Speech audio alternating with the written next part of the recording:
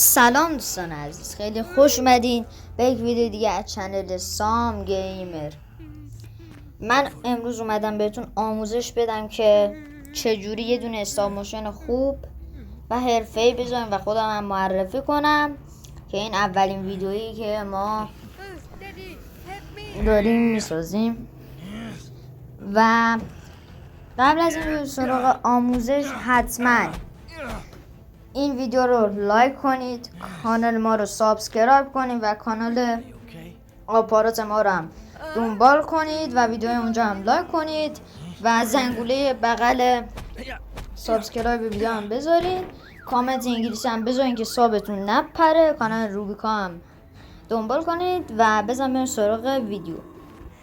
خب اولین چیزی که ما برای استاپ موشن نیاز داریم یک دونه لامپ یا چراغ مطالعه یا یه دونه رینگ لایته که نیاز دارید و نباید از نور خورشید توی استاپ موشن استفاده کنید.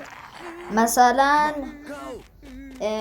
من یه استاپ موشنی ساخته بودم، حالا ویدیوش روی تصویر نمیاد، که نور چراغ قوه توش تکون میخورد و پنجراتون هم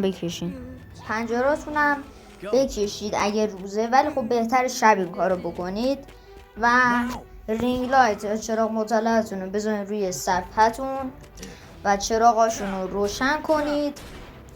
البته برای رینگ لایتتون رو خم کنید و وقتی که خم کردید چراغش رو روشن کنید. با هر دستگاه برقی که دارید یا صفحه روی جایی که میخواین روشن کنید و عکساتون رو از برنامه استاپ موشن استودیو پرو حتما بگیرید که ویدیوتون خوب در بیاد. دومین نکته، حرکت های ریز، خیلی ریزو.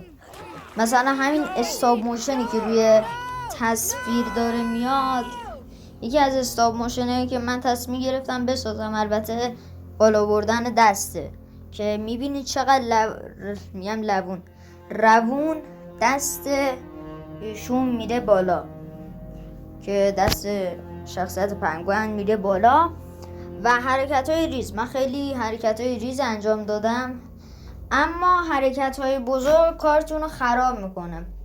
مثلا من یه حرکت ریز میگیریم، داریم این ویدیو رو میبینید روی تصویر، یه حرکت ریز میگیریم، بعدش بلندتر و بعدش بلندتر و خیلی بلندتر، که این استاپ موشن ما میذاریم روی فریم، حالا فریم 1530 میذاریم و میبینید که چقدر بد و سریع شد. این ویدیویی هم که قبلا دیدید داشتم میگفتم روونه، دستشون اسکین پنگوئن میبره بالا، این رو روی فریم 30 گرفتیم که دیدید.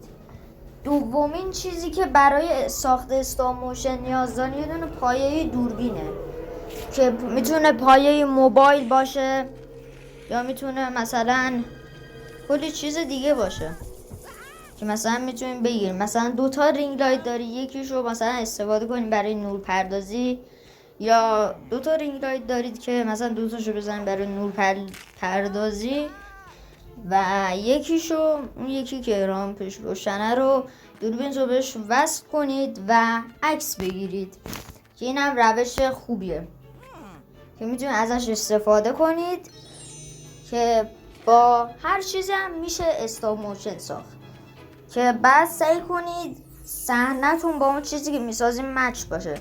مثل همین انیمیشنی که استاپ موشن که داره اینجا الان پخش میشه، آدم مینی فیگورش لگویه و خود صحنه هم لگویه. مثلا شما آدم خمیری دارین، مثلا فیگور دارین، اکشن فیگور دارین، یا مثلا لگو دارین دیگه، یا مثلا وسایل توی خونتون رو دارین تکون میدین، بس سعی کنید صحنه‌اش با اون مچ باشه. مثلا صحنه اکشن فیگور بس مثلا یه سری دیوار مثلا با اکشن بسازیم، مثل دیوارهای واقعی مثلا با کارتونا رنگ کنی، با خلاقیت خودتون یه چیز بسازین، یا مثلا میخواین با لگو بسازین یه دونه صحنه لگویی بسازید مثل این ویدیویی که داره پخش میشه و اینطوری یه دونه استاپ موشن خوب میتونید بسازید. و خب دوستان مرسی که ویدیو رو دیدید. اگر از این ویدیو خوش اومده حتما لایک کنید و کامنت انگلیسی هم بنویسید، چنل ما رو سابسکرایب کنید، کانال آپاراتمون هم دنبال کنید و ویدیو اونجا هم لایک کنید و کانال روبیکا هم که فکر کنم گفتم.